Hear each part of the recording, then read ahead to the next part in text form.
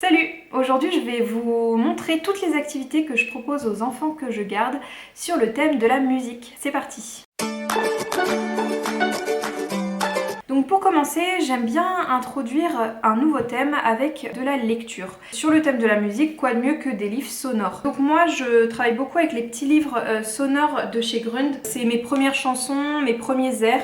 Donc là par exemple j'ai mes premières chansons bretonnes, mes premiers airs de chansons françaises et mes premiers airs d'opéra. Et ils ont vraiment beaucoup de livres dans la collection. Donc en fait on a des petits ronds comme ça sur lesquels il faut appuyer pour avoir la musique. Donc je vais vous montrer celui-ci.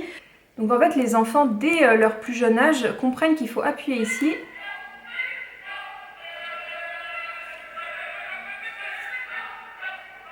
pour avoir la musique en fait. Et là il y a une petite explication de l'œuvre. C'est vraiment super pour faire écouter plein de choses différentes aux enfants dès leur plus jeune âge. Dans ma précédente vidéo sur mes achats chez Emmaüs, je vous avais présenté ce livre sonore.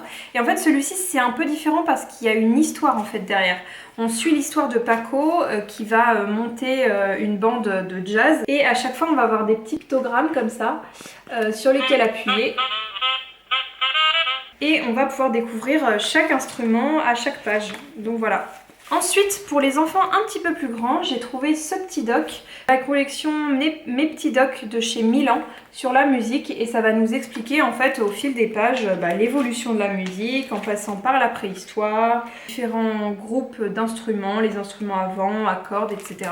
C'est vraiment des petits documentaires destinés aux enfants, je dirais à partir de 3 ans.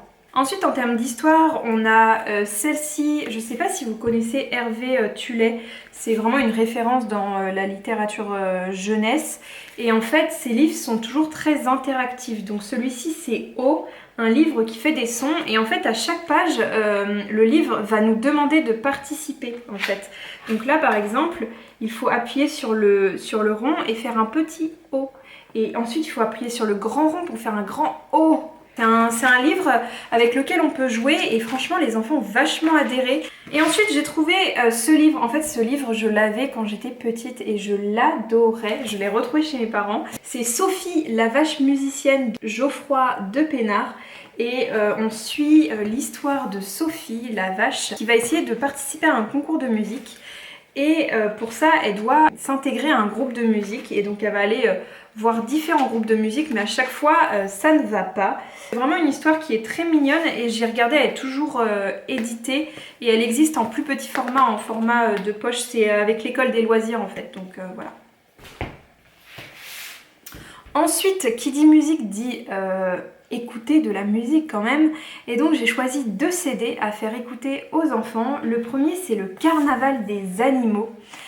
C'est vraiment un grand classique et les enfants aiment beaucoup. J'ai utilisé ce CD pour faire de la motricité avec les enfants. En fait, j'aurais fait passer des petits extraits de cette œuvre de Camille Saint-Saëns. Si vous ne connaissez pas, franchement foncez, c'est vraiment une pépite. Je leur mettais à chaque fois un petit extrait. Donc par exemple, qu'est-ce que je pourrais mettre? L'éléphant. Donc l'éléphant c'est la contrebasse, c'est très lourd. Avec les enfants on a marché comme des éléphants sur le rythme de la musique. Et on peut faire pareil par exemple avec les kangourous. En fait c'est une musique qui saute beaucoup, donc dès qu'on entend la musique sauter, hop, on fait comme le kangourou, on saute. On peut faire comme les poissons, comme les oiseaux aussi. À un moment il y a la volière et on ressent en fait dans la musique les oiseaux qui volent, et donc en fait on va les imiter au rythme de la musique et c'est vraiment super à faire avec les enfants. Il y a également Pierre et le loup aussi qui peut être super à faire avec les enfants. Et puis, je ne sais pas si vous connaissez cette collection. C'est une collection avec plein de thèmes pour découvrir la musique. Donc là, le thème, c'est les voix. Et en fait, on va suivre l'histoire de Fifi qui se marie. Et à chaque fois, en fait, il y a des chanteurs d'opéra qui vont chanter avec différentes voix, ténor, baryton, soprano, etc. Et on va découvrir les différentes voix à travers cette histoire. Et c'est franchement hyper bien fait, hyper ludique. À la fin, il y a des explications sur les différentes voix avec les différents personnages de l'histoire. Chez Gallimard Jeunesse, mes premières découvertes de la musique. Et franchement, je vous les recommande sur tous les thèmes, ils sont géniaux. Je les écoutais quand j'étais petite et c'était vraiment, c'est des coups de cœur. Qui dit thème de la musique dit instrument et ça peut être vraiment génial de faire découvrir à vos enfants les instruments en vrai, pouvoir les toucher, les manipuler. Alors c'est pas facile de se procurer des violons, des cordes, des contrebasses, etc.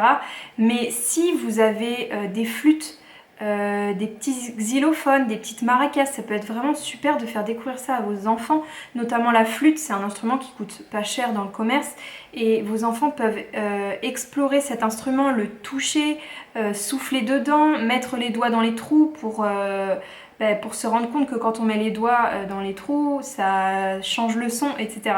Personnellement, j'ai différents instruments. J'ai une flûte traversière qu'on peut manipuler avec les enfants. Alors, ça va être trop dur pour eux de souffler dedans, mais on peut nous souffler et leur faire montrer. Ils peuvent toucher, voir que quand on touche sur une touche, ça actionne un mécanisme. Ils peuvent sentir la matière. Pareil avec une petite flûte en bois comme ça, avec laquelle ils peuvent jouer. J'ai également un violon. Voilà, on peut voir que quand on pince les... Bon, il n'est pas du tout accordé, hein. Mais voilà, ils peuvent sentir la matière, toucher les cordes, utiliser l'archet pour voir ce que ça fait comme son, etc. Enfin, c'est vraiment important, je pense, pour leur faire découvrir, leur faire manipuler les instruments de musique. En termes d'activités avec les enfants, on peut leur proposer des cartes de nomenclature. Je ne sais pas si vous connaissez, c'est d'inspiration Montessori. Donc ce sont de petites cartes comme ça, avec la photo de l'instrument, le nom de l'instrument. Donc là je l'ai mis en majuscule et en script. Et là je l'ai mis en minuscule et en cursive. Après vous utilisez la police que vous voulez. Mais c'est pour faire découvrir aussi, pour faire associer l'écriture du mot avec l'image. Je leur montre l'instrument et je leur dis qu'est-ce que c'est. Et du coup au début soit ils savent pas, mais je leur dis. Et au fil en fait de la semaine, là personnellement ce thème je l'ai fait sur 2 semaines. Au fil des 2 semaines en fait ils vont reconnaître tous les instruments. Et j'ai également acheté ce support. Donc ce sont des petits instruments de musique miniatures qu'on va pouvoir associer aux cartes en fait. Donc en fait je pose les cartes sur la table, toutes les cartes des instruments de musique sur la table, et les enfants vont s'amuser à mettre chaque instrument sur la bonne carte. Donc là ici la clarinette sur la carte de la clarinette, et ça ils adorent faire ça. Ça leur permet de découvrir des instruments même si on ne peut pas les manipuler pour de vrai. Je sais que par exemple quand ils se sont saisis du corps, ils ont essayé de souffler par le pavillon. Du coup je leur ai expliqué que c'était ici par cette embouchure qu'on soufflait et que le son sortait par ce pavillon. Et donc voilà, ça permet de manipuler plus d'instruments. Comme je vous l'ai dit tout à l'heure, manipuler de vrais instruments c'est hyper intéressant, mais on n'a pas forcément tous ces instruments à portée de main, donc ça peut être vraiment super. Et ces petites figurines, vous pouvez les retrouver sur internet, c'est de la marque Tube. En termes d'activités manuelles, vous pouvez leur proposer des coloriages sur le thème des instruments de musique. Donc moi j'ai choisi celui-ci avec différents instruments. Les instruments sont gros, ils peuvent les dessiner un à un. Également une autre activité que les enfants peuvent faire, c'est ce xylophone. Alors c'est une activité que j'ai trouvée sur le site de Nounou Coin des Petits. Je tiens à préciser que c'est pas moi qui ai fait cette activité. Et donc c'est un xylophone avec des petits emplacements. Donc soit on met des gommettes à la place des emplacements, donc de la couleur correspondante, soit on peut mettre des petits plaies maïs. Je ne sais pas si vous connaissez, c'est cette petite matière. En fait quand on les trempe sur un torchon mouillé, ils collent en fait, et donc on peut les coller comme ça sur chaque petit emplacement. L'enfant va essayer de coller les plaies maïs ou les gommettes de la couleur correspondante. Et donc ça c'est une activité vraiment top à faire avec les enfants. Et pour finir, dans les activités manuelles avec les enfants, on a créé des bâtons de pluie. Donc, quand on le penche, ça fait le bruit de la pluie. Voilà, donc en fait ce bâton de pluie on peut le créer avec 3 fois rien.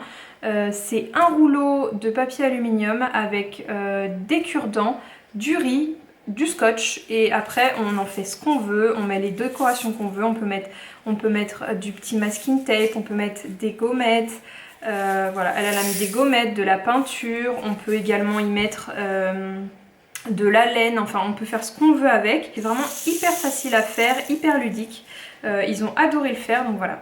Donc voilà, c'est terminé pour toutes les activités que j'ai proposées aux enfants sur le thème de la musique. J'espère que ça vous aura plu.